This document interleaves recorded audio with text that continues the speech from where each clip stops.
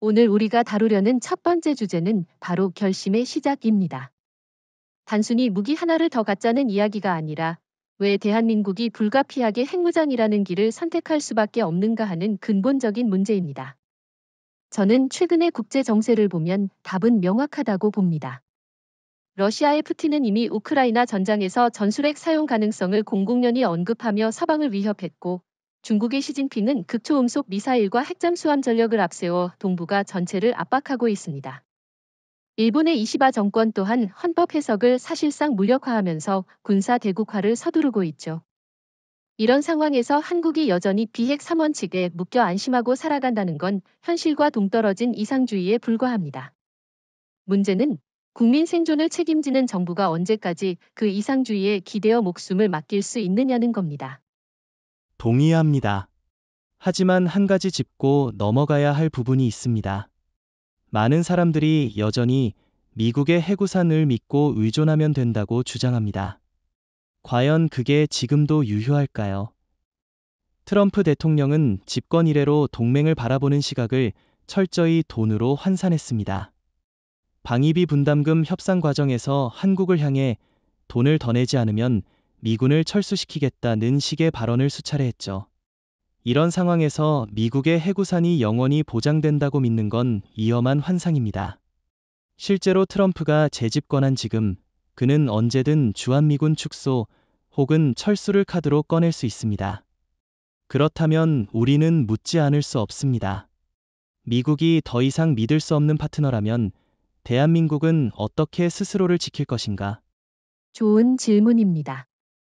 저는 그 답이 바로 독자적 핵무장이라고 생각합니다. 물론 국제사회는 처음엔 반발할 수 있습니다. 하지만 역사를 보십시오. 인도와 파키스탄이 핵무기를 개발했을 때도 국제제재는 있었지만 결국 시간이 지나며 모두가 현실을 인정했습니다.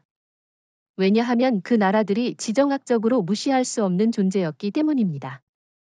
대한민국은 지금 세계 5위권의 경제대국이고 삼성이 현대, LG, 한화 같은 글로벌 대기업들이 반도체, 배터리, 조선, 방산 등 핵심 공급망을 장악하고 있습니다. 이런 나라를 과연 미국과 유럽이 완전히 고립시킬 수 있을까요? 저는 오히려 한국의 핵무장이 서방 동맹의 전략적 자산으로 간주될 것이라고 봅니다. NATO나 EU 역시 러시아와 중국에 맞서려면 한국의 기술력과 핵 억제력을 필요로 할 수밖에 없거든요. 그렇지만 또 이런 반론이 제기될 수 있습니다. 한국이 핵을 가지면 북한과 다를 바가 없지 않느냐. 그런데 이건 완전히 잘못된 비교입니다. 북한은 경제력, 기술력, 국제적 신뢰 모두 부족한 상태에서 무리하게 핵을 밀어붙였기 때문에 국제사회의 제재와 고립을 자초한 겁니다. 그러나 한국은 다릅니다. 한국은 이미 원자력 발전소를 수십 기 운영하면서 세계적인 원전 수출국으로 자리 잡았습니다.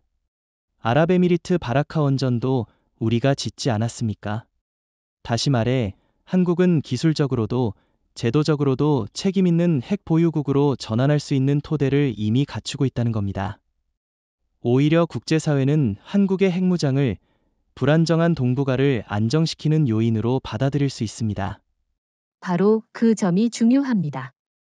핵무장은 단순히 군사력 강화 차원이 아니라 심리적, 정치적 독립을 의미합니다. 우리는 그동안 중국의 경제 보복, 일본의 수출 규제로 얼마나 고통을 받았습니까? 사드 배치 하나로 중국은 한국 관광객을 막고 일본은 반도체 핵심 소재 수출을 끊었습니다. 그런데 만약 우리가 핵무장을 이뤄낸다면 상황은 정반대가 됩니다. 중국과 일본이 우리에게 다시는 함부로 협박하지 못합니다. 왜냐하면 그들의 수도 베이징과 도쿄가 단 몇 분 안에 초토화될 수 있다는 현실을 직시하게 되기 때문이죠. 이것이 바로 진정한 억지력이고 우리가 말하는 결심의 시작입니다. 그렇지만 일각에서는 여전히 이렇게 묻습니다. 과연 한국이 핵을 보유하는 것이 가능할까? 기술과 자원이 충분한가? 제 대답은 단호하게 예입니다. 한국은 이미 세계 최고 수준의 원자로 기술과 재처리 능력을 확보하고 있고 우라늄과 플루토늄 비축량도 충분합니다. 더구나 카이스트, KRI 같은 연구기관에 수천 명의 원자력 전문가들이 있죠. 이들은 이미 국제 공동 연구에도 참여하며 핵심 기술을 축적했습니다. 다시 말해, 지금 당장이라도 정치적 결단만 내려지면 2개월 안에 전술핵이 실전 배치될 수 있다는 겁니다. 그러니 질문은 할 수 있느냐가 아니라 언제 하느냐입니다. 한국의 핵무장 시나리오에서 가장 핵심적인 기반이 되는 것이 바로 이 현무 계열이죠. 현무5와 현무6은 단순히 장거리 타격 수단이 아니라 전략 핵전력을 운반할 수 있는 가장 안정적이고 즉각적인 수단입니다.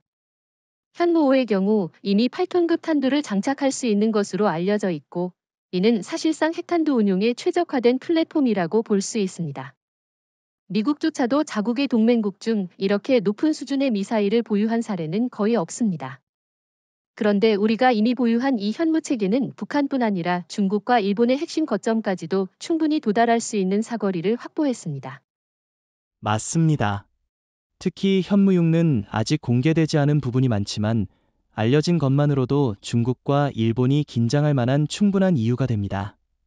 최대 사거리가 12,000km에 달한다는 추정이 있을 정도로 이 미사일은 사실상 ICBM급 성능을 가진 것으로 평가됩니다. 한국이 만약 여기에 핵탄두를 탑재한다면 상황은 완전히 달라집니다. 일본의 도쿄, 오사카는 물론이고 중국의 베이징, 상하이까지도 불과 몇 분 만에 타격이 가능합니다. 게다가 현무 계열은 한국형 GPS, 정밀 유도 기술이 적용되어 CEP, 원형 공산 오차, 가 수미터 수준에 불과합니다. 다시 말해, 단 한 발만으로도 목표를 확실히 파괴할 수 있는 정밀성을 갖추고 있다는 겁니다. 그런데 일각에서는 이렇게 질문할 수도 있습니다. 한국이 과연 그런 성능을 실전에 운용할 수 있을까? 저는 이렇게 반문하고 싶습니다. 이미 한국은 북한 미사일의 수십 배에 달하는 정밀성과 신뢰성을 가진 미사일 체계를 운용하고 있습니다. 한국이 축적한 반도체, 항공우주, 인공지능 기술은 미사일 유도와 통제에 그대로 응용됩니다. 예컨대 삼성전자의 반도체 기술은 유도 시스템의 소형화와 고속 연산에 활용될 수 있고, 현대중공업이 축적한 추진체 제작 기술은 장거리 미사일의 신뢰성을 높이는 데 기여합니다. 이처럼 한국의 산업 기반 전체가 현무 시리즈의 성능을 뒷받침하고 있다는 점을 간과해서는 안 됩니다. 그 말씀에 덧붙여 저는 현무 미사일이 단순히 육상 발사체에 머무르지 않는다는 점도 중요하다고 봅니다. 현무 4, 5, 6는 모두 지상, 해상, 잠수함 발사로 연결될 수 있는 확장성이 있습니다. 특히 KSS-3 잠수함과 결합될 경우 한국은 사실상 2차 보복 능력을 확보하게 됩니다. 중국과 일본이 아무리 선제 공격을 감행하더라도 바다 밑에서 은밀히 움직이는 KSS-3과 SLBM을 발사해 그들의 수도를 응징할 수 있는 것이죠. 이건 북한이 결코 따라올 수 없는 차원이자 중국과 일본이 가장 두려워하는 지점입니다. 왜냐하면 한국이 핵을 얹은 현무 SLBM을 보유하는 순간 동북아의 전략 균형이 완전히 뒤집히기 때문입니다.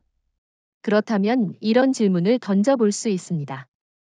현무 6의 사거리가 12,000km라면 굳이 일본과 중국만 상대할 필요가 있느냐? 저는 그렇지 않다고 봅니다. 이는 곧 미국과 러시아까지도 사정권에 둔다는 뜻입니다.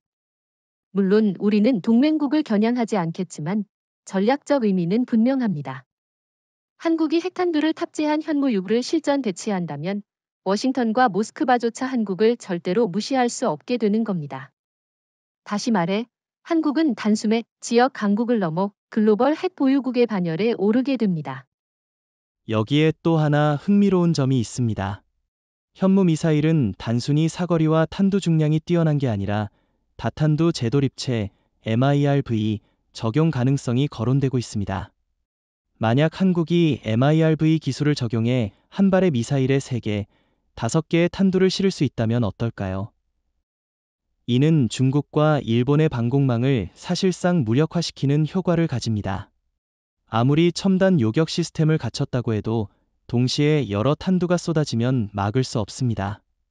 게다가 한국은 이미 천궁3 같은 세계적 수준의 방공 미사일을 개발했기 때문에 공격과 방어를 동시에 완벽히 수행할 수 있는 드문 국가가 됩니다. 사실 많은 이들이 간과하는 부분이 있는데 핵무기를 만들려면 단순히 미사일만 있다고 되는 게 아니라 그 안에 들어갈 핵탄두 물질을 확보해야 합니다. 즉, 우라늄 농축, 플루토늄 생산, 재처리 시설, 그리고 이를 안정적으로 관리할 수 있는 원자로 기술이 필수입니다. 한국은 이 부문에서 이미 세계 최정상급 위치에 있습니다. 현재 한국은 25기 이상의 상업용 원전을 가동 중이며 가동률은 세계 최고 수준인 90%를 웃돌고 있습니다. 더 놀라운 점은 우리가 자체 개발한 APR-1400과 같은 차세대 원전은 단순히 전력 생산용이 아니라 필요하다면 군사적 목적의 플루토늄 생산까지도 응용 가능한 잠재력을 갖추고 있다는 겁니다. 맞습니다. 게다가 한국은 단순히 원전을 운영하는 데 그치지 않고 세계 시장에 원전을 수출하는 몇 안 되는 나라입니다. 아랍에미리트 바라카 원전 프로젝트를 성공적으로 완수한 사례만 봐도 알 수 있죠.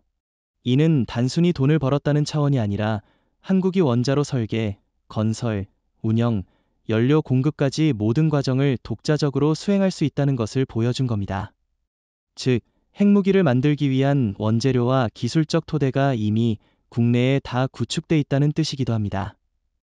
중국이나 일본이 이 점에서 한국을 무시할 수 없는 이유가 바로 여기에 있습니다.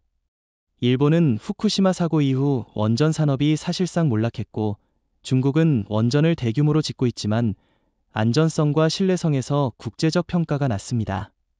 반면 한국은 안전성과 효율성을 동시에 잡았다는 평가를 받고 있죠. 여기서 중요한 질문 하나 던져보겠습니다. 한국은 과연 충분한 우라늄과 플루토늄을 확보할 수 있는가? 많은 이들이 한국에는 천연 우라늄 매장량이 적다고 지적합니다. 하지만 문제는 매장량이 아니라 가공 능력입니다. 한국은 이미 사용 후 핵연료 재처리 기술, 즉 플루토늄을 추출하는 기술을 상당 수준 확보하고 있습니다. 공식적으로는 군사 전용이 금지돼 있지만 기술적 토대는 그대로 남아 있습니다.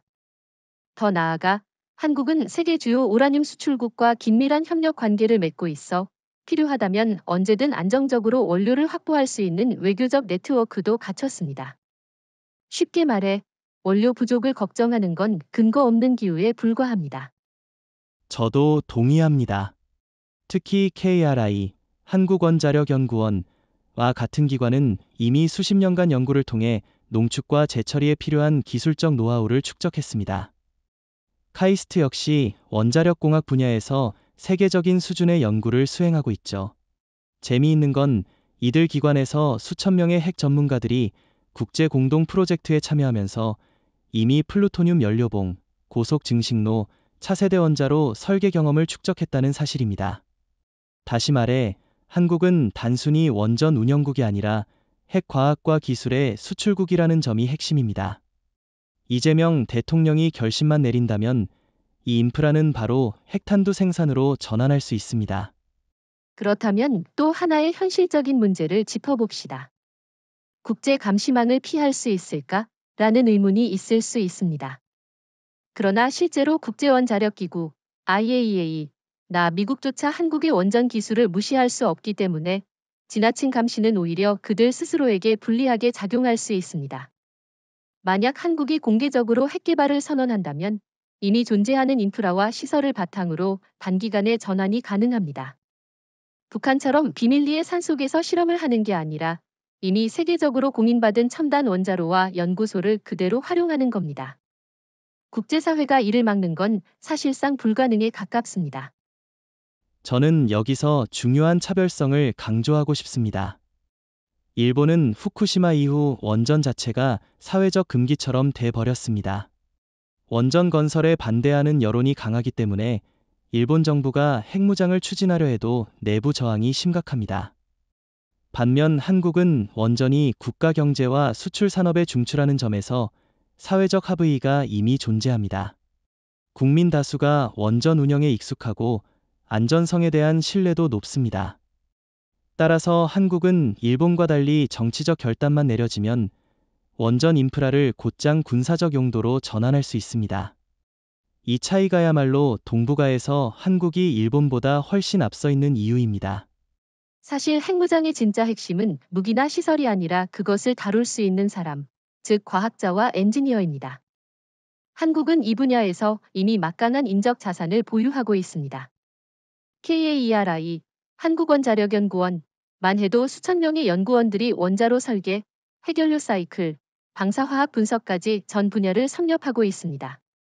카이스트는 세계 20위권 안에 드는 과학기술 특성화 대학으로 원자력 및 양자공학 분야에만 수백 명의 박사급 연구자가 있죠. 이들은 단순히 이론에 머물지 않고 실제 원자로 설계와 국제 프로젝트에 참여하면서 실무 경험까지 쌓아왔습니다. 쉽게 말해 한국은 이미 핵을 다룰 수 있는 두뇌 집단을 충분히 확보하고 있는 셈입니다. 맞습니다. 저는 여기서 한 가지 흥미로운 사례를 들고 싶습니다.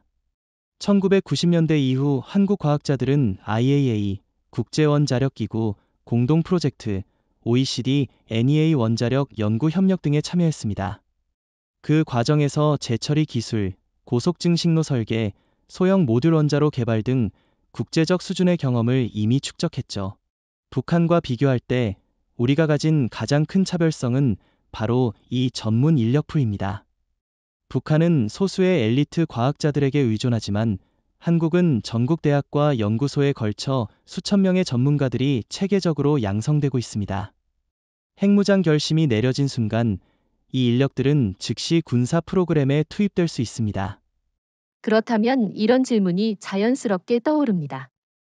한국 과학자들이 실제로 핵무기 설계 경험을 갖고 있는가? 물론 공식적으로는 군사 목적 연구를 해온 적은 없습니다.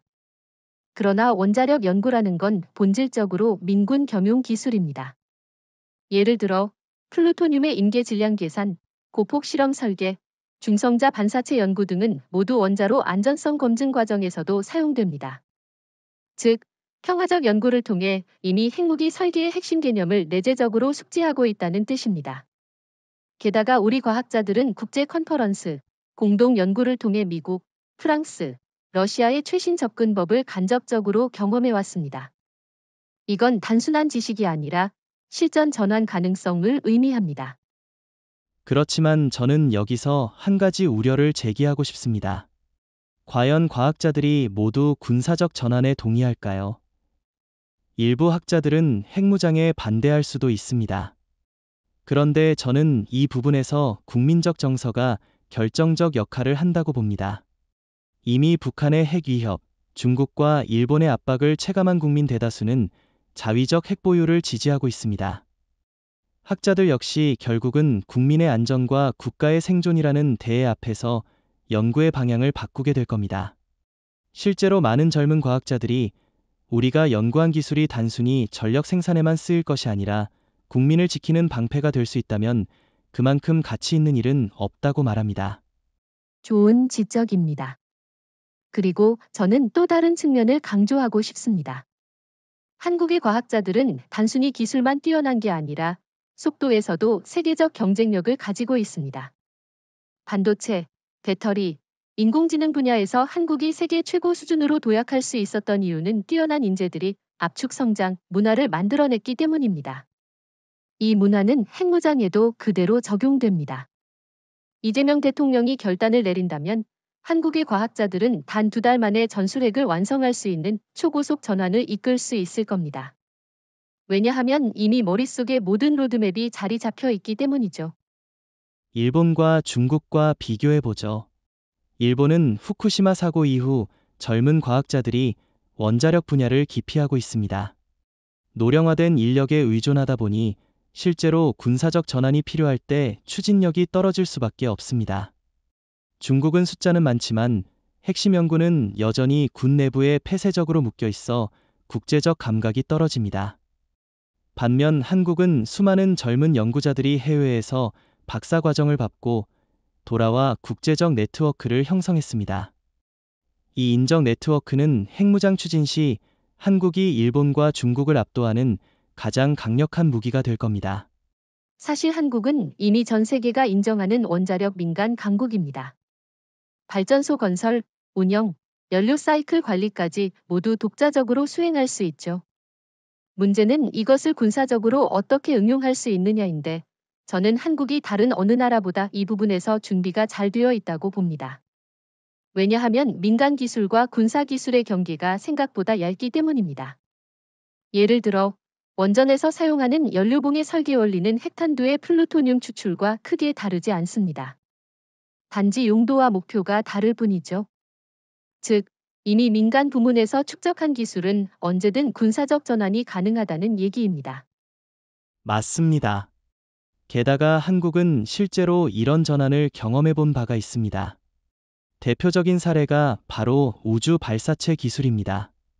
나로호, 누리호와 같은 발사체 개발 과정은 본질적으로 대륙간 탄도미사일, ICBM과 기술적 기반을 공유합니다. 고체 연료 추진, 다단계 분리, 궤도 계산 등은 모두 미사일 기술과 직결됩니다. 한국은 이 기술을 우주개발이라는 민간 명분으로 축적해왔고, 필요하다면 곧바로 군사적 활용으로 전환할 수 있는 겁니다. 북한이 미사일 발사를 위성 발사라고 속였던 것과 달리 한국은 정식으로 국제사회 승인까지 받아 연구를 진행했으니 더 합법적이고 체계적이죠. 여기서 중요한 차별성이 있습니다. 북한은 은밀하게 군사기술을 개발했기 때문에 제재 대상이 되었지만 한국은 공식적으로 민간 프로젝트를 통해 같은 기술을 축적했다는 겁니다. 따라서 우리가 군사전환을 선택하는 순간 국제사회가 한국은 몰래 개발했다라고 비난하기 어려운 구조가 이미 짜여져 있는 셈입니다. 게다가 한국은 원전뿐만 아니라 반도체, 정밀기계, 전자공학 같은 산업 전반에서 세계 최고 수준의 기술을 갖고 있습니다. 이 모든 기술이 핵무기 제작에 응용될 수 있다는 사실을 외면할 수는 없습니다. 저는 또 한 가지 예를 들고 싶습니다. 한국의 원전 건설 경험입니다. 바라카 원전을 건설하면서 한국은 설계, 건설, 운영, 유지 보수까지 전 과정을 경험했습니다. 이건 단순히 돈을 번 것이 아니라 군사 핵 프로그램에 필요한 전 주기 경험을 이미 확보했다는 뜻입니다. 반면 일본은 후쿠시마 사고 이후 원전 건설 경험이 단절되었고, 중국은 급속한 확장에도 불구하고 여전히 품질과 안전성 문제가 많습니다.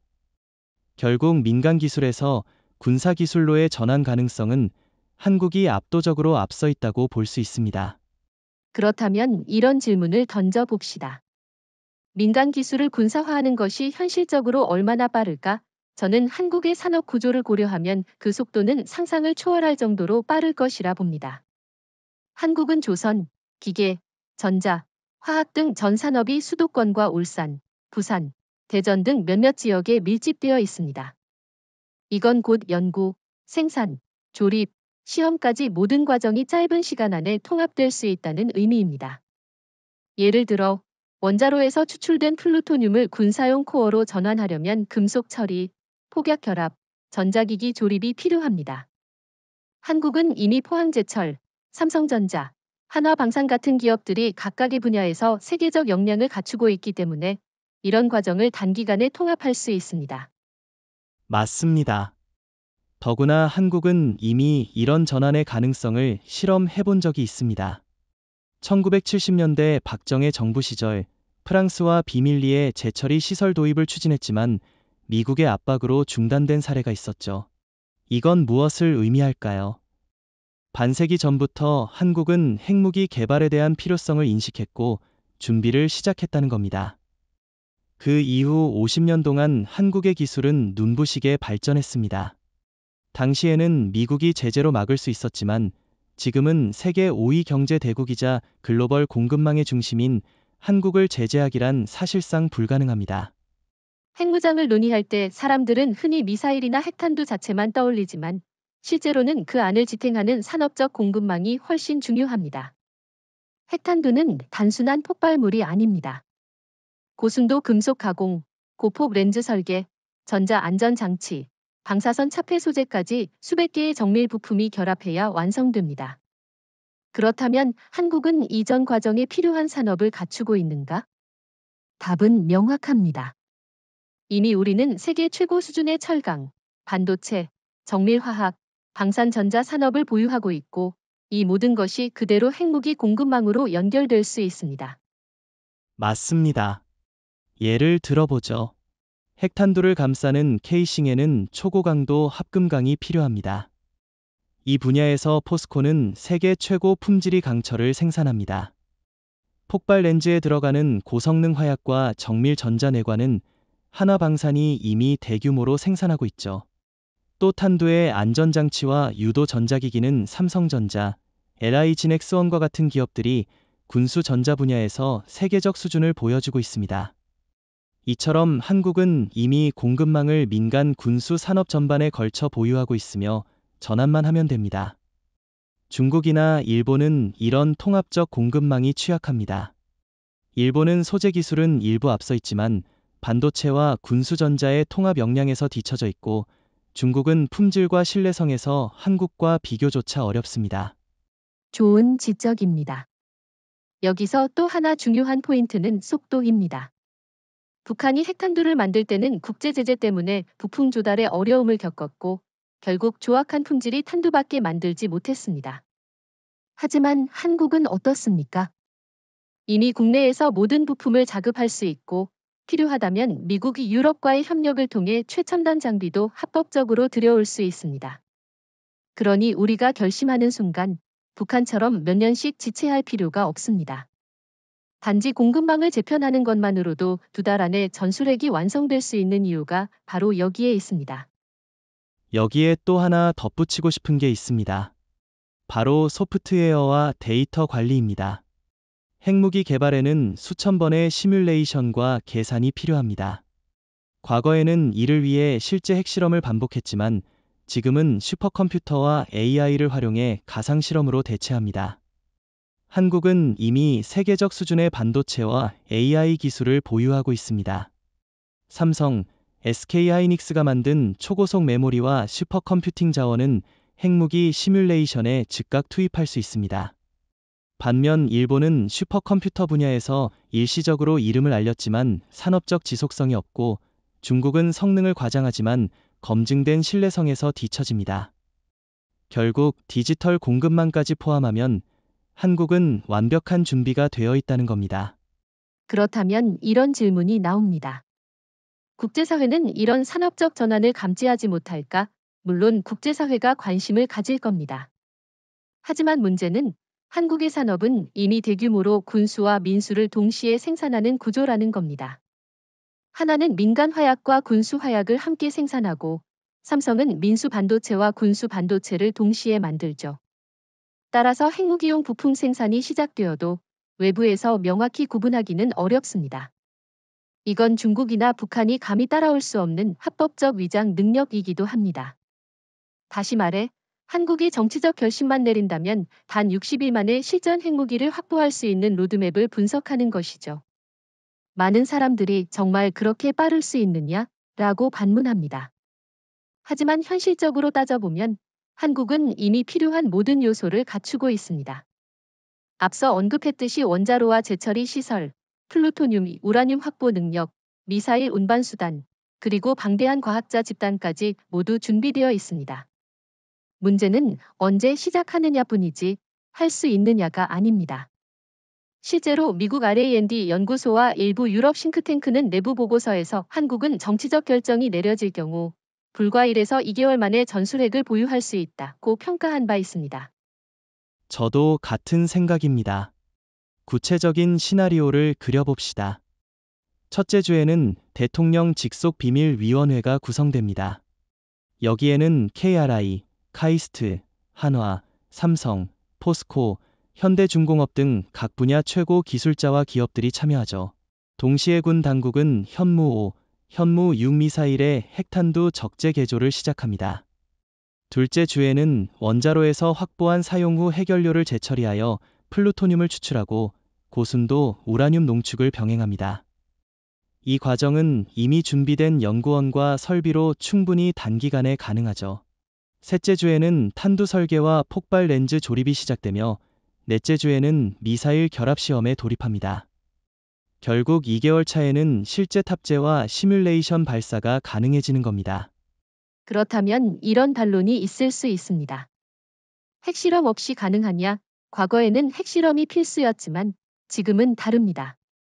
한국은 이미 슈퍼컴퓨터와 AI 시뮬레이션 능력을 갖고 있습니다. 1000만 번 이상의 가상 폭발 모델을 돌려 실제 실험과 동일한 결과를 얻을 수 있습니다. 미국과 프랑스도 최근 수십 년간 실제 핵실험을 중단했지만 가상 시뮬레이션으로 무기 신뢰성을 보장하고 있지 않습니까? 한국도 동일한 방식을 적용하면 됩니다. 즉, 실제 폭발 실험을 하지 않고도 단기간에 핵무기를 완성할 수 있는 겁니다. 여기서 속도의 의미를 다시 강조해야 합니다. 북한은 첫 핵실험까지 10년 넘게 걸렸습니다. 중국은 1960년대에 수십 년 동안 경제를 희생하며 개발했죠. 그러나 한국은 이미 민간 기술, 산업 인프라, 글로벌 네트워크가 모두 준비되어 있습니다. 예를 들어 삼성과 SK 하이닉스의 초고속 반도체는 시뮬레이션 시간을 획기적으로 단축하고 포스코의 신소재는 탄두 제작을 안정화하며 한화의 화약 기술은 폭발 렌즈 정밀도를 보장합니다. 이런 구조라면 2개월 완성 시나리오는 결코 과장이 아닙니다. 오히려 보수적으로 잡은 일정일 수 있습니다. 그렇다면 또 다른 질문을 던져봅시다. 국제사회가 이를 막을 수 있지 않느냐? 글쎄요. 저는 불가능에 가깝다고 봅니다. 왜냐하면 60일은 너무 짧은 시간입니다. 국제사회가 제재 결의를 논의하는 동안 한국은 이미 핵무기를 배치해버립니다. 결국 제재가 내려지기 전에 기정사실이 되어 버리는 거죠. 인도나 파키스탄의 사례처럼 한 번 완성된 핵무기를 국제사회가 되돌리기는 어렵습니다. 오히려 시간이 지나면 현실을 인정하고 새로운 전략 파트너십을 맺게 됩니다. 한국의 경우 NATO나 EU가 빠르게 움직여 한국 핵을 러시아와 중국 견제 수단으로 활용하려 할 겁니다. 저는 한 가지 더 짚고 싶습니다. 바로 국민 여론입니다. 핵무장 선언 이후 60일 안에 실제 배치가 된다면 국민은 즉각적으로 안도감을 느낄 겁니다. 북한의 미사일 발사에 더 이상 공포를 느끼지 않고 일본이나 중국의 압박에도 흔들리지 않을 겁니다. 이건 단순히 무기 완성이 아니라 정신적 독립의 완성입니다. 특히 40에서 70대 세대는 전쟁과 분단의 기억을 직접 체험하거나 전해들은 세대입니다. 그들에게 핵무장은 단순한 억지력이 아니라 수십 년간의 불안을 해소하는 역사적 사건이 될 겁니다. 사실 한국이 핵무기를 확보한다면 그 가장 강력한 활용 방식은 단순히 지상 발사 미사일이 아니라 잠수함 발사 탄도미사일, SLBM, 체계일 겁니다. 왜냐하면 SLBM은 상대방이 먼저 탐지하거나 제거하기 거의 불가능하기 때문이죠. KSS-3는 한국이 독자적으로 설계하고 건조한 최신형 잠수함으로 배수량 3,000톤급, 수중작전 지속 능력이 3개월 이상이고 무엇보다 6기의 수직 발사관을 탑재하고 있습니다. 여기에 현무 4사 같은 SLBM을 장착하면 이미 북한을 압도하는 수준인데 만약 여기에 핵탄두가 탑재된다면 얘기는 완전히 달라집니다. 중국과 일본은 단숨에 한국의 바닷속 그림자에 노출되는 겁니다. 맞습니다. 특히 KSS-3는 단순히 우리의 첫 SLBM 잠수함이 아니라 글로벌 기준으로도 상당히 앞선 플랫폼입니다. 독일의 214급 기술을 바탕으로 했지만 사실상 성능은 독일이나 일본의 최신 디젤 잠수함을 능가합니다. 일본은 여전히 AIP 기반에 머물러 있고 중국은 원자력 잠수함을 자랑하지만 소음 문제가 심각합니다. 반면 KSS-3는 소음 억제 기술, 리튬이온 배터리 적용으로 세계에서 가장 조용한 재래식 잠수함 중 하나로 평가받고 있습니다. 즉, SLBM을 숨기고 기습적으로 발사하기에 최적화되어 있다는 겁니다. 만약 한국이 핵 SLBM을 배치한다면 동북아 전략 균형은 완전히 무너질 겁니다. 여기서 중요한 질문을 해보죠. 잠수함 발사 핵무기의 의미는 무엇인가? 단순히 지상 발사와 차이가 있을까요? 저는 핵 억지력의 본질을 바꾼다고 생각합니다. 지상 발사 미사일은 선제 공격에 취약합니다. 적이 먼저 공격해 발사대를 파괴하면 의미가 없죠. 그러나 잠수함은 다릅니다. 바닷속에서 은밀히 움직이며 언제 어디서든 발사할 수 있습니다. KSS-3가 동해나 남해, 심지어 태평양 깊숙한 곳에서 SLBM을 발사할 수 있다면 중국과 일본은 물론 러시아와 미국조차 한국을 얕잡아 볼 수 없게 됩니다. 이게 바로 진정한 2차 보복 능력, 세컨드 스트라이크 케이퍼빌러티입니다. 그렇지만 이런 우려도 있죠. 잠수함은 비싸고 유지비가 많이 들지 않느냐? 물론 맞습니다. 하지만 한국은 이미 세계 1위 조선 강국입니다. 현대중공업, 하나오션, 구대우조선해양, 삼성중공업이 세계에서 가장 큰 선박을 만들고 있지 않습니까? 이 기업들이 군수 프로젝트에 집중한다면 KSS-3의 대량 건조도 충분히 가능합니다. 일본은 자국 조선 산업이 내수 위주라 제한적이고 중국은 양은 많지만 품질이 뒤떨어집니다. 결국 한국은 비용 대비 성능에서 가장 효율적인 SLBM 플랫폼을 갖출 수 있는 유일한 국가입니다. 또 하나 짚고 싶은 부분은 심리적 효과입니다. 만약 한국이 KSS-3의 핵 SLBM을 장착했다고 공식 발표한다면 일본의 이시바 정권은 아마 즉시 비상회의를 소집할 겁니다. 왜냐하면 일본 열도의 어느 항구, 어느 도시에든 수분 만에 핵 공격이 가능하다는 공포가 확산되기 때문입니다. 중국의 시진핑도 마찬가지입니다. 지금까지는 한반도를 전략적 압박 대상으로만 여겼지만 이제는 자신들의 수도 베이징이 한국 잠수함의 핵 공격 범위 안에 들어간다는 현실을 받아들여야 합니다. 이는 곧 한국이 동북아 전략의 주도권을 쥐게 되는 순간이 됩니다. 저는 한 발 더 나아가 생각합니다. 만약 한국이 SLBM을 핵탄두와 함께 운용한다면 이는 단순히 방어적 억지력을 넘어서 글로벌 협상력까지 바꿀 겁니다.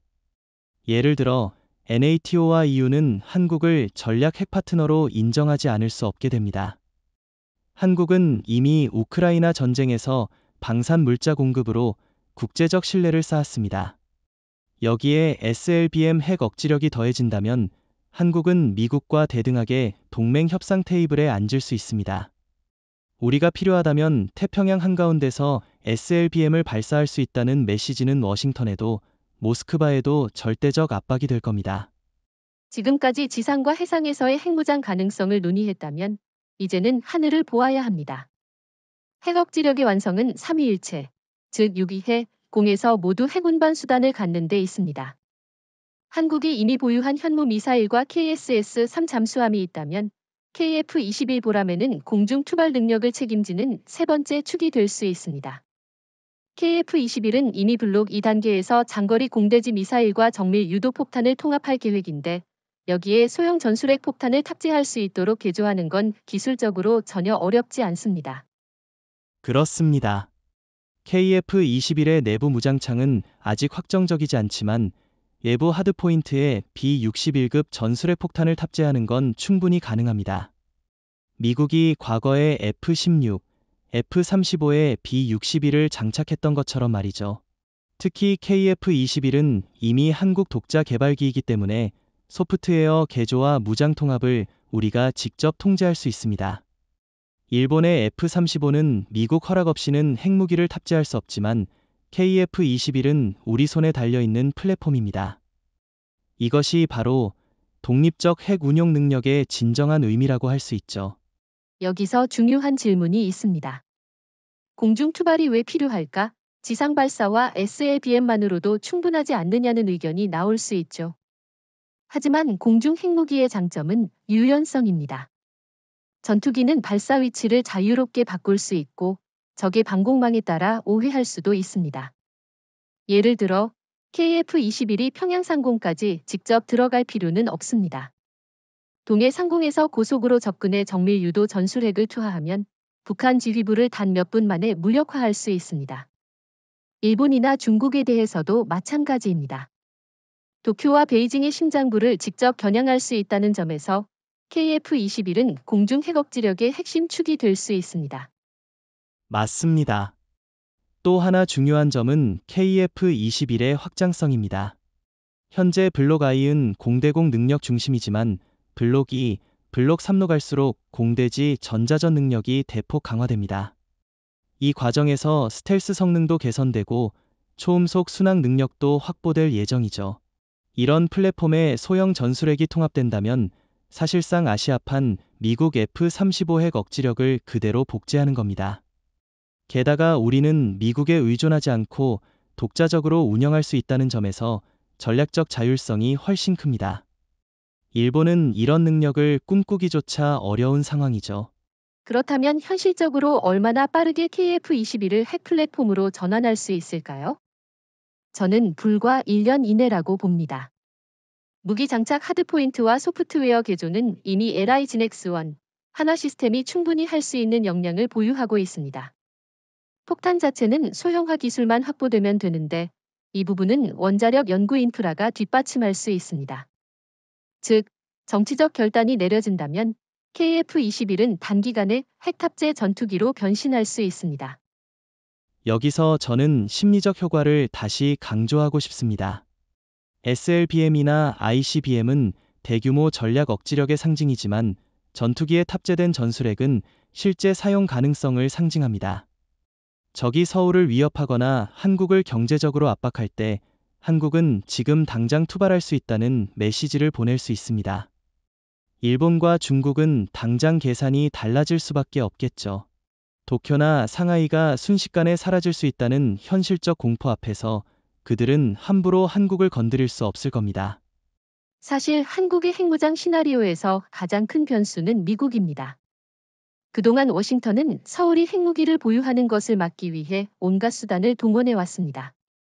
1970년대 박정희 정부 시절 프랑스와 비밀리에 재처리 시설 계약을 추진하자 닉슨 행정부가 강력히 압박해 중단시킨 사례가 대표적이죠.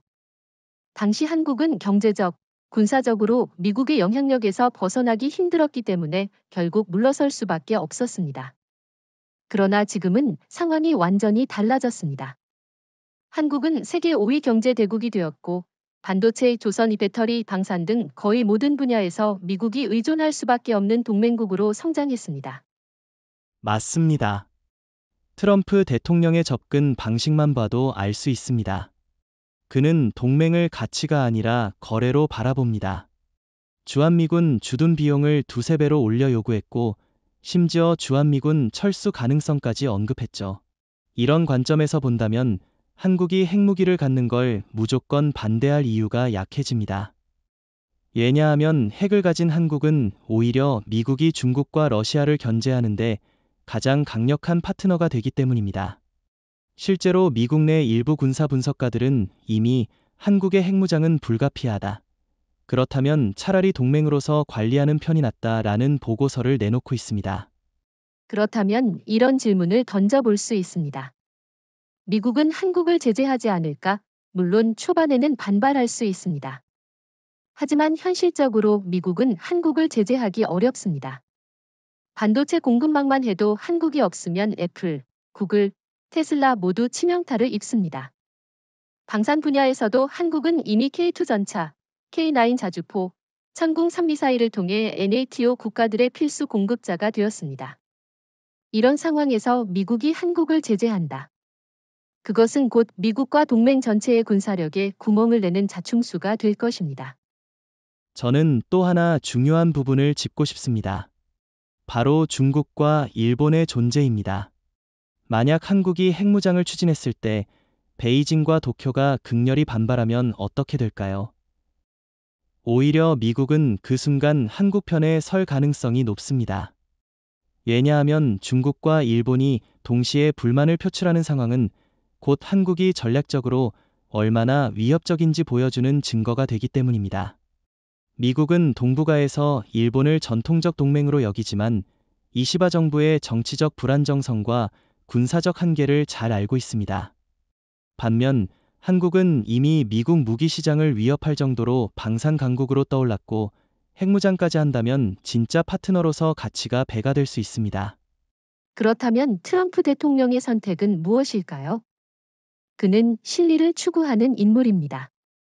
한국이 핵을 가지면 당장은 불편해할 수 있지만 동시에 이제 우리는 중국을 더 강하게 압박할 수 있다는 계산을 할 겁니다. 게다가 트럼프는 자신의 성과를 과시하는 걸 좋아합니다. 내 임기 중 한국이 핵 보유국이 되었고 그것을 동맹으로 관리한 건 나다라는 식으로 홍보할 가능성도 큽니다. 결국 미국의 반응은 억제에서 수용, 나아가 전략적 활용으로 변할 수밖에 없습니다. 여기서 중요한 건 속도입니다. 만약 한국이 핵무장을 선언하고 단 2달 만에 실전 배치까지 끝낸다면 미국은 사실상 이를 되돌릴 수 없습니다. 그렇다면 남는 선택지는 둘뿐이죠. 첫째, 한국과 대립하며 동맹을 흔드는 길. 둘째, 이를 수용하고 새로운 동맹 구도로 재편하는 길, 냉정하게 보자면 미국은 두 번째를 택할 수밖에 없습니다.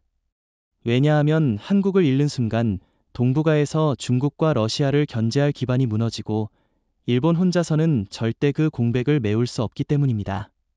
사실 한국의 핵무장은 북한을 넘어 중국과 일본을 정면으로 겨냥하는 파급력이 있습니다. 먼저 중국부터 보죠. 시진핑 정부는 수십 년간 한국을 전략적 완충지, 때로는 압박 대상으로 여겨왔습니다. 사드 배치 때 보였던 경제 보복이 그 대표적 사례죠. 하지만 한국이 핵을 보유하는 순간 상황은 정반대가 됩니다. 베이징과 상하이가 불과 수분 만에 현무유기나 SLBM의 타격 범위에 들어가게 되는 겁니다. 중국은 미국의 핵에는 익숙해져 있지만 코앞에 한국이 쏘는 핵에는 극도의 불안감을 느낄 수밖에 없습니다. 왜냐하면 한국은 미국처럼 대륙 너머의 강대국이 아니라 바로 국경과 바다를 맞대고 있는 실질적 위협이기 때문이죠. 맞습니다. 게다가 중국의 방공망은 생각보다 허술합니다. 그들이 자랑하는 극초음속 요격 시스템도 아직 실험 단계에 불과하고 도시 방어 능력은 미국이나 러시아와 비교해도 크게 떨어집니다. 반면 한국의 미사일은 이미 수미터 CEP, 원형 공산 오차를 자랑할 정도로 정밀합니다. 한 발만으로도 베이징의 핵심 지휘부를 무력화할 수 있다는 계산이 나옵니다. 이런 현실은 중국 지도부의 심리적 공황을 불러올 수밖에 없습니다. 지금까지는 한국을 하위 국가처럼 취급하며 무역 외교에서 일방적으로 압박했지만 핵을 가진 한국은 그 어떤 제재나 협박에도 굴복하지 않는 상대가 되는 겁니다. 일본도 상황이 다르지 않습니다.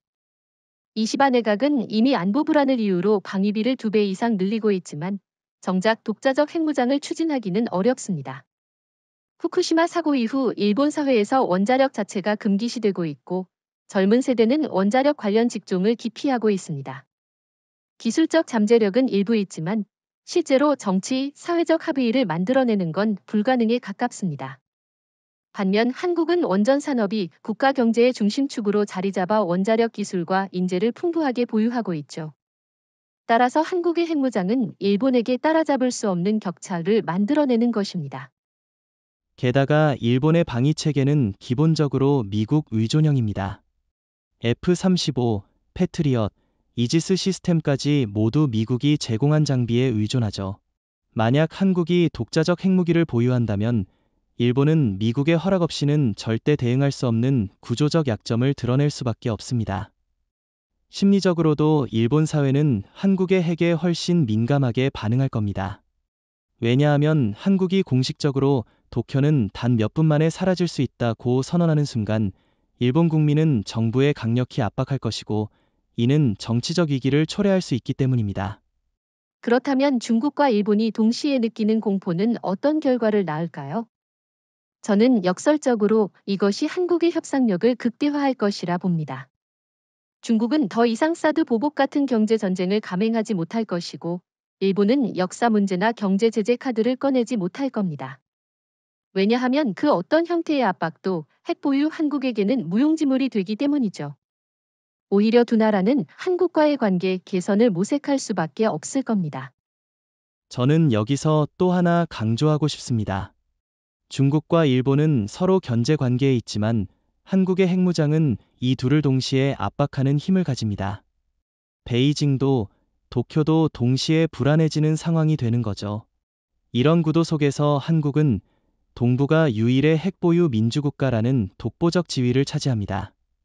러시아의 푸틴이 핵으로 세계를 협박하는 것과는 달리 한국의 핵무장은 국제사회에서 합리적이고 책임있는 억지력으로 인식될 가능성이 큽니다. 중국과 일본이 가장 두려워하는 것도 바로 이 점입니다.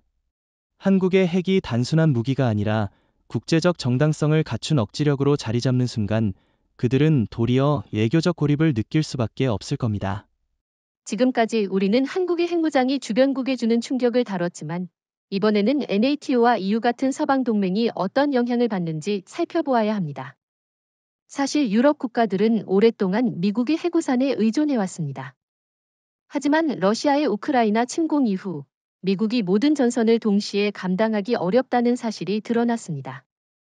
이때 한국이 만약 핵을 보유하고 첨단 미사일 시스템까지 결합한다면 NATO는 한국을 단순한 무기 공급국이 아니라 핵심 핵 파트너로 인정할 수밖에 없게 됩니다.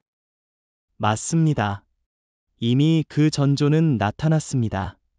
K2 전차, K9 자주포, 천공 새 방공 시스템이 폴란드, 루마니아, 노르웨이 등 NATO 회원국으로 대거 수출되고 있죠. 이건 단순한 무기 거래가 아니라 군사적 의존 구조를 형성하는 겁니다. 만약 여기에 핵무기 기술이 결합된다면 어떨까요? 한국은 단숨에 유럽이 의존하는 핵심 기술 공급자로 격상됩니다.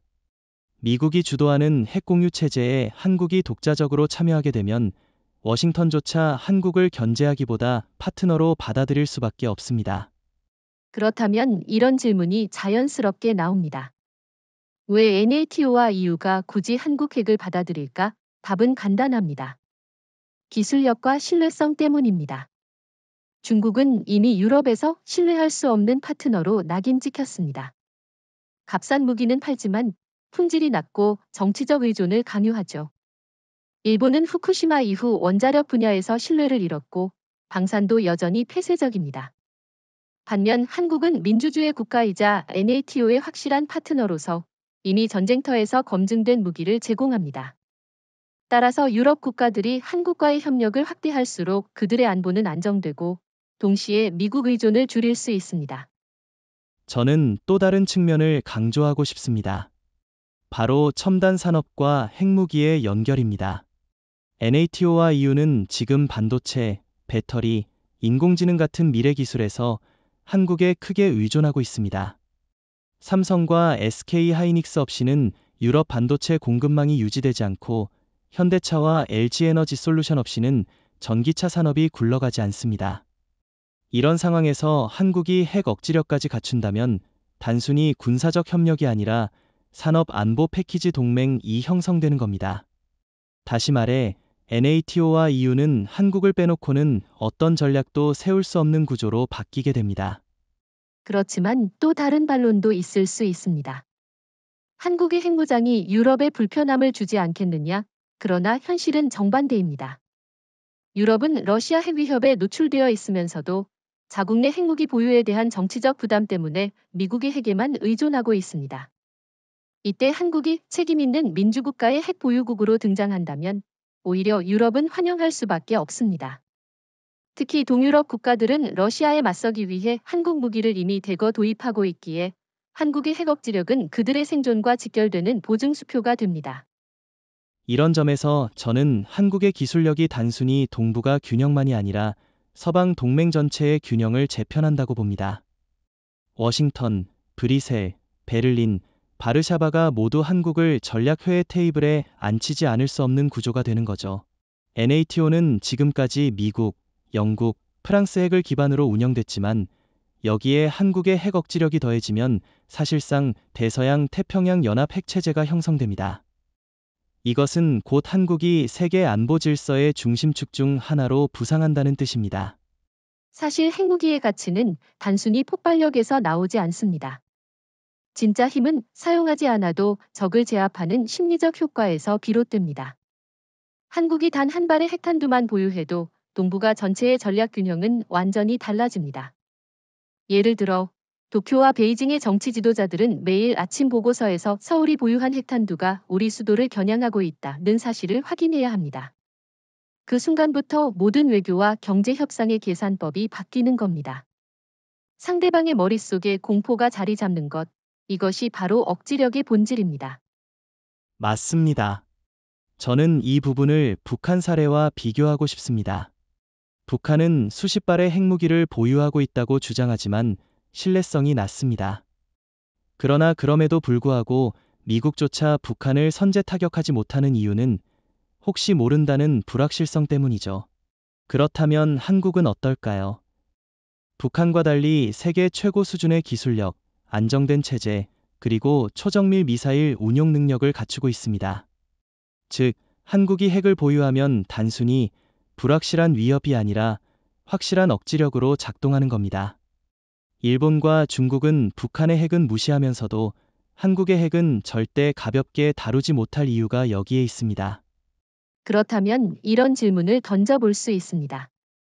정말 한 발만으로도 억지력이 가능할까? 저는 충분히 가능하다고 봅니다. 핵무기는 단순한 폭탄이 아니라 정치적 메시지입니다. 한 발이라도 보유했다는 사실은 상대가 그 위험을 감수할 수 없게 만듭니다. 베이징이나 도쿄 같은 초밀집 대도시에서 핵폭발이 일어나면 수백만 명이 희생되고 경제와 정치는 순식간에 마비됩니다. 그러니 상대국은 단 한 발의 위협도 무시하지 못합니다. 게다가 한국은 미사일의 정밀도가 높아 실제 사용 가능성이 훨씬 현실적으로 느껴집니다. 이건 곧 심리적 압박이 극대화된다는 뜻입니다. 여기에 또 하나 중요한 점이 있습니다. 억지력은 단순히 군사적 영역을 넘어섭니다. 경제와 외교까지 직결됩니다. 과거 일본이 반도체 소재 수출을 규제했을 때 한국은 큰 타격을 받았지만 핵무장을 이룬 후라면 상황은 달라집니다. 일본이 그런 제재를 감행할 수 있을까요? 한국이 보복할 수 있는 수단이 단순한 무역 보복이 아니라 핵 억지력이라면 일본은 감히 그런 모험을 하지 못할 겁니다. 중국도 마찬가지입니다. 사드 보복 같은 경제전쟁은 더 이상 불가능해지는 거죠. 그렇지만 혹자는 이렇게 묻습니다. 핵을 보유하면 오히려 긴장이 높아지지 않겠느냐? 그러나 역사적으로 보면 핵 억지력은 오히려 대규모 전쟁을 방지해왔습니다. 냉전 시기 미국과 소련은 수천 발의 핵을 서로 겨누고 있었지만 그 결과는 전면전 회피였습니다. 왜냐하면 서로가 파괴될 수 있다는 공포가 전쟁을 억제했기 때문이죠. 한국도 마찬가지입니다. 핵무장을 통해 북한, 중국, 일본이 감히 전면전을 일으키지 못하도록 만드는 것이 궁극적 목표입니다. 긴장이 높아질 수는 있지만 그것은 곧 전쟁 억제로 이어지는 건강한 긴장입니다. 저는 한 가지 더 강조하고 싶습니다. 억지력의 효과는 단순히 적에게만 미치는 것이 아니라 아군에게도 심리적 안정감을 줍니다. 한국 국민은 수십 년 동안 북한 핵의 공포 속에 살아왔습니다. 하지만 만약 이재명 정부가 핵무장을 선언하고 단 한 발이라도 실전 배치한다면 국민은 더 이상 공포에 떨지 않을 겁니다. 오히려 이제 우리도 대등하다는 자신감을 갖게 되겠죠. 이것은 사회적 결속력 강화로 이어지고 결국 국가의 정치, 경제적 안정성까지 높이는 효과를 가져옵니다. 한국이 핵무장을 선언했다면 그 다음 단계는 국제사회와 적대국들에게 우리가 진짜로 핵을 갖췄다는 것을 보여주는 순간일 겁니다. 그렇다면 첫 실험은 언제, 어디서, 어떻게 이루어져야 할까요? 단순히 기술 검증만이 목적이 아니라 정치적 메시지를 보내는 상징적 이벤트여야 합니다. 북한이 풍계리 갱도에서 몰래 핵실험을 했던 것과 달리 한국은 정반대 전략을 택할 수 있습니다. 오히려 공개적이고 당당한 방식으로 전 세계 언론이 지켜보는 가운데 실험을 감행하는 것이죠. 저는 장소가 핵심이라고 봅니다. 만약 강원도 동해안 근처의 전용 시험장에서 지하 핵실험을 한다면 이는 북한의 실험과 크게 다르지 않을 겁니다. 그러나 만약 태평양 공해상 예컨대 괌과 하와이 사이의 국제수역에서 수중 핵폭발 실험을 진행한다면 어떨까요? 이는 단순한 군사 실험이 아니라 워싱턴과 베이징, 도쿄, 모스크바까지 모두를 향한 전략 메시지가 됩니다. 한국은 더 이상 한반도에 갇힌 국가가 아니라 전 지구적 영향력을 발휘하는 핵강국임을 보여주는 겁니다. 좋은 지적입니다. 그러나 현실적으로는 국제적 반발을 고려해 첫 실험은 아마도 국내 지하 시설에서 진행될 가능성이 높습니다. 하지만 중요한 건 메시지입니다. 예를 들어 한국 정부가 공식 발표에서 이렇게 선언하는 겁니다. 대한민국은 이제부터 어떤 침략에도 스스로를 지킬 수 있는 핵 억지력을 보유했다. 우리의 핵은 결코 선제 공격용이 아니라 오직 생존과 평화를 위한 최후의 보루다. 이런 메시지는 국제사회에 책임있는 핵보유국 이미지를 심어주는 동시에 중국과 일본에게는 결코 우리를 얕보지 말라는 경고가 됩니다. 저는 실험 방식 자체에도 전략이 숨어야 한다고 생각합니다. 굳이 대규모 폭발을 일으켜 과시할 필요는 없습니다. 소형 전술핵 실험만으로도 충분히 효과적입니다. 핵탄두 소형화에 성공했다는 걸 보여주는 것만으로도 KF-21 전투기나 현무 미사일에 탑재할 수 있음을 입증하는 셈이 되죠. 중국과 일본이 가장 두려워하는 게 바로 실제 사용 가능한 소형 핵무기 아니겠습니까? 한 발로 도시를 날려버리는 전략핵보다 언제든 전장에 투입 가능한 전술핵이 훨씬 현실적 위협이 됩니다. 그렇다면 타이밍은 어떨까요? 저는 국제 정세가 요동치는 순간을 노려야 한다고 봅니다. 예컨대 중국이 대만을 압박하거나 일본이 방위비 증액을 선언한 직후에 한국이 핵실험을 한다면 파급력은 배가 됩니다. 전 세계 언론에 관심이 쏠린 순간에 한국이 이제 우리도 핵보유국이라고 선언하면 효과는 극대화될 겁니다. 맞습니다. 그리고 국제사회의 반발을 무마하는 방법도 있습니다. 한국은 민주주의 국가이자 법치국가라는 점을 강조하면서 우리는 북한과 달리 책임있는 핵보유국이라는 이미지를 만들어야 합니다. 예를 들어 핵실험 직후 대통령이 직접 나와 대한민국의 핵은 평화의 방패이며 절대 공격용이 아니다 라고 선언하는 것이죠. 동시에 NATO, EU와 협력해 공동 비핵 확산 구상을 제시한다면 국제사회는 한국을 제재하기보다 오히려 협력 대상으로 인식할 수밖에 없습니다. 첫 실험이 끝나고 나면 한국은 더 이상 과도기적 논쟁에 머물지 않습니다. 이제는 공식적으로 자신을 핵보유국으로 선언해야 합니다.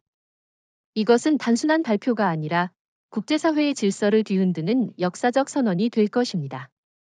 저는 상상해 봅니다. 이재명 대통령이 청와대에서 전 세계 언론 앞에 서서 다음과 같이 말하는 장면을요. 대한민국은 이제부터 어떠한 침략에도 스스로를 지킬 수 있는 핵 억지력을 갖추었다.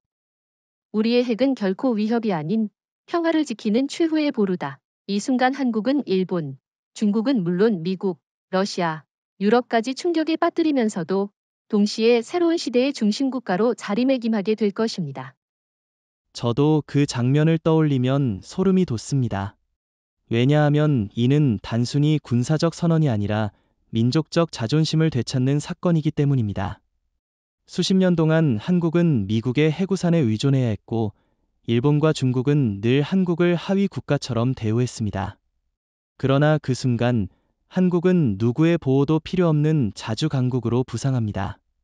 북한은 더 이상 협박할 수 없고, 일본은 함부로 경제 제재를 꺼낼 수 없으며 중국은 한국을 압박의 대상으로 삼을 수 없게 됩니다. 한국은 이제 핵보유 민주주의 국가라는 새로운 모델을 세계에 제시하게 되는 것입니다. 그렇다면 국제사회는 어떻게 반응할까요? 처음엔 당연히 충격과 혼란이 있을 겁니다. 운 안보리가 긴급회의를 소집할 것이고 일부 국가는 제재를 주장하겠죠. 하지만 시간이 지나면 결국은 현실을 인정하게 될 겁니다. 인도와 파키스탄이 그랬듯이 말입니다. 특히 NATO와 EU는 이미 한국 무기에 의존하고 있는 만큼 한국을 고립시키는 대신 새로운 협력 구도를 모색하게 될 겁니다. 워싱턴도 마찬가지입니다. 트럼프 대통령은 아마 이렇게 말할지도 모릅니다. 한국이 핵을 갖는 건 내 리더십 덕분이다.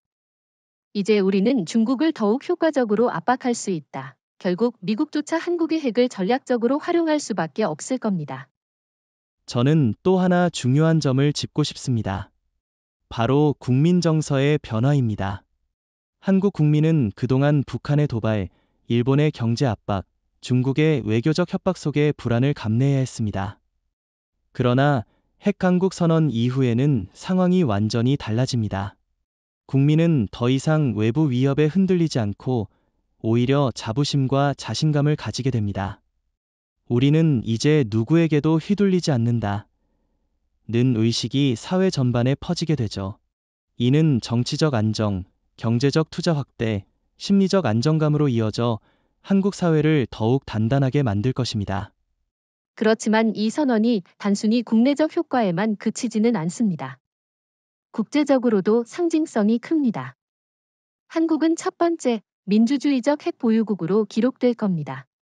북한, 중국, 러시아의 핵은 세계가 불안해하지만 한국의 핵은 오히려 책임 있는 억지력으로 인식될 가능성이 큽니다. 이것이 바로 차별성입니다. 우리는 독재적 체제가 아니라 국민의 민주적 합의와 안정된 제도 위에서 핵무장을 이룩한다는 점에서 정당성을 갖게 됩니다. 이는 국제사회의 많은 중견국들에게도 새로운 모델이 될 것입니다.